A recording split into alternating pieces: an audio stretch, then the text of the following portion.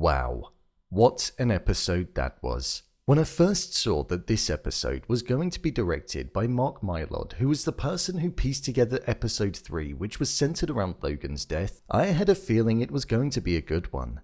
This episode was focused around Logan's funeral, a moment that we had all been waiting for since he died, and this did a really good job of balancing what comes when you attend a funeral. Yet, with it coinciding with the aftermath of the city being in chaos following the announcement of Mencken as president, the acquisition of Waystar being at the center of it, and the different stages of grief that every character was at, this episode offered more than an emotional whirlwind. It marked the hostility and embodying of Logan that would need to be present within every single one of the children moving forward. So with that, let's recap, break down, and explain all that there was to take away from this episode. So let's get into it.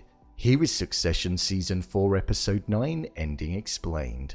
Just to let you know, this video will contain spoilers. This was an episode that really did mark the changing point in the sides, the division being solidified between the siblings and a chance for each and every one of them to show that they were strong, but it didn't go to plan. I'm going to start by discussing the siblings as I feel their dynamic within this episode was crucial to the smooth execution of it. And I think the state that they were left in is what's going to be so important to the season finale. Let's start with Roman.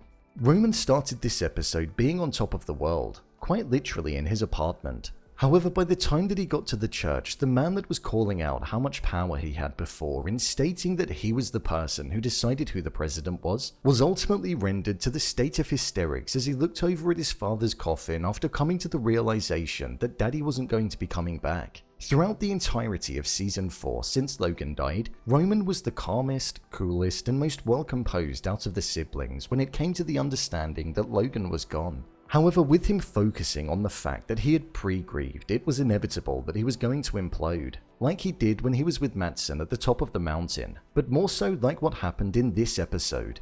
He took on the form of how a child would be, and it was painfully upsetting.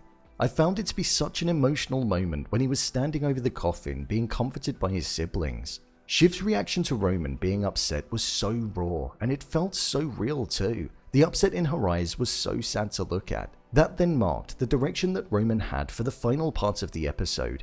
He was on his own, and you could say moved to the back of the car, a place where Kendall was at the start of the episode, because he looked like the one that was originally going to crumble in the public space as everything was going wrong for him. It was only right at the end of the episode when he was on the receiving end of Kendall's harsh words where he was told that he messed up and could have cost the both of them Mencken support that he went outside into the public amongst the chaos that was unfolding in the street, and he went amongst it. This was the chaos that he had a large hand in contributing to, looking on as if he was proud, showing that he himself felt he was good for something. Roman needed to let out his anger and frustration that was built up inside of him after what he had been through that day, and taunting all of Jimenez's supporters and being hit was the best way for him to do that.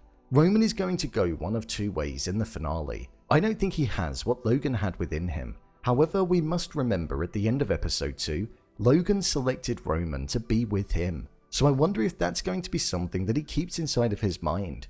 I feel he may even look to break away from Kendall, as we saw him mention about there only being one cherry moving forward. Roman showed a large weakness in this episode, and I don't know if he's going to be able to come back from it. Now let's discuss Kendall.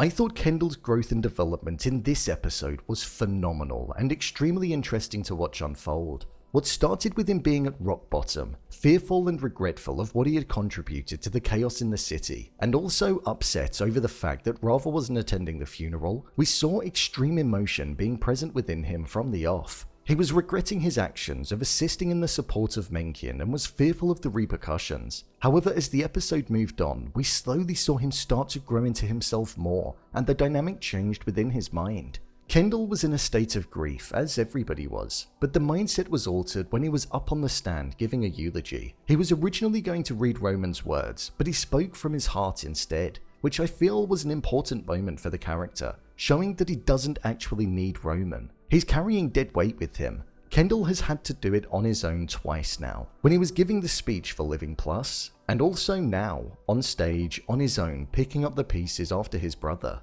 Kendall spoke about his father and the tough, harsh nature that he had, but he went on to talk about everything that Logan made over the years, the money and the desire that he had to do better. claiming that Logan made life happen with all that he created, including his 3 siblings. But the most important thing, and the moment that changed Kendall in this episode, was when he said that Logan was a brute and that he hoped that he had some of the force that Logan had within him inside of himself. Something that I firmly believe Kendall does have. I questioned if Kendall was a true killer, but I think he's slowly showing that he can be that person as and when he needs to be, especially when fighting for what's important to him, as from that moment on, Kendall was no longer grieving like he was before. He knew of what Shiv was planning on doing with Mattson in appointing herself as CEO so that the deal would still be able to go through, and he wanted to do all that he could to stop it still. Kendall went around appointing people as if he knew that what he was doing was a given. He reappointed Colin to work with him, and he also got Hugo back on board.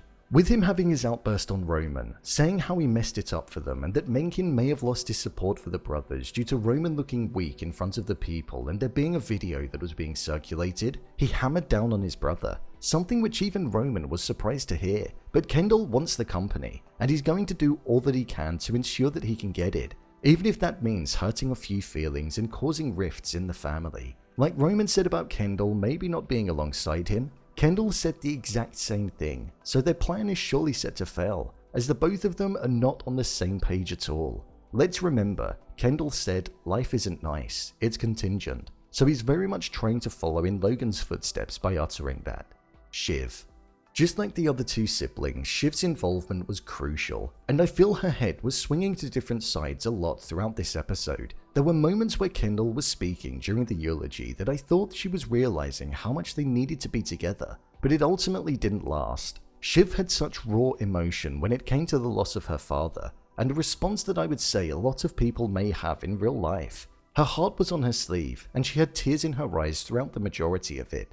She was still working with Mattson and looking to push the deal through, and she found a way that she felt she would be able to get it through, which was by her being appointed as CEO, an American CEO to an American company, something that looked far more appealing to Mencken.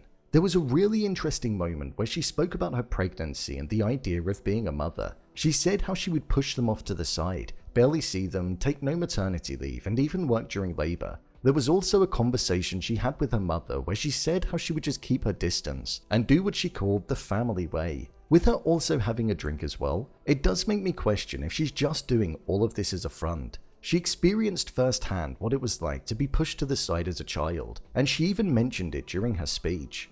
So I feel she's doing it to get on Mattson's side, get under Tom's skin and also her mother's skin.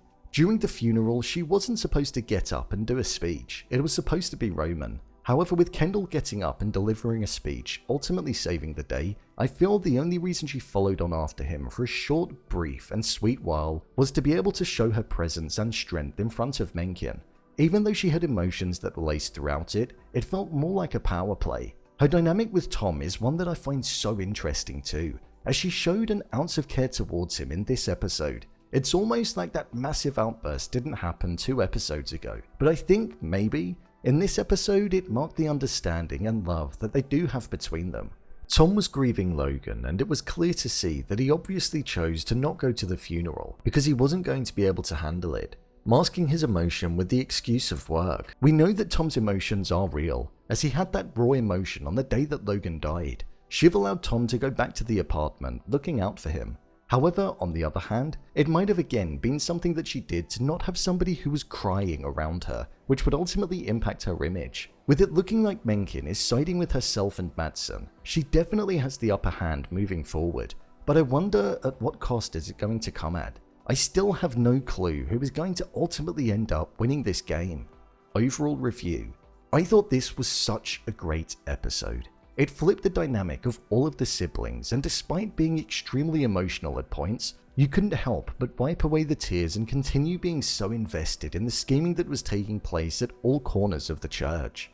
I thought the scene where every single individual was crowded around Mencken one by one, looking for their piece of the pie, showed just how chaotic it all was, and the fact that things may not end up going any of their ways. I was glad to see Kerry again, albeit if it was for a cameo appearance, but we know she's still out there. Is she going to play a large role in the finale? I don't think so. I feel that could be it from her. I also thought Ewan's speech was quite powerful. Bringing up the story of his sister dying and saying that it could have potentially been Logan's fault was something that was low to say. but it also marked the narrative that he was pushing across during his moments on stage. With the finale now upon us, it's going to be so sad when the show does end. I don't know which direction it's going to go in, and I also don't know how they're going to do it in the space of one episode, but I'm excited to see how they can. Bring it on. So, there you have it, Succession Season 4 Episode 9 Ending Explained. If you want to see more videos such as Endings Explained, theories and predictions, and character breakdowns, then click on the I button, or alternatively you can head over to my channel where you'll find them all. If you'd like to give me a show or movie that you'd like me to review, then head over to my Twitter, @BrainPilot_, and tweet me what show or movie you'd like me to review next. And finally, if you'd like to see what I rate the latest movies that don't quite make the cut to getting a dedicated video, then head over to my Letterboxd profile. It's where I rate the latest releases in real time. What did you think of this episode? Leave a comment down below, and don't forget to subscribe. I'll see you next time.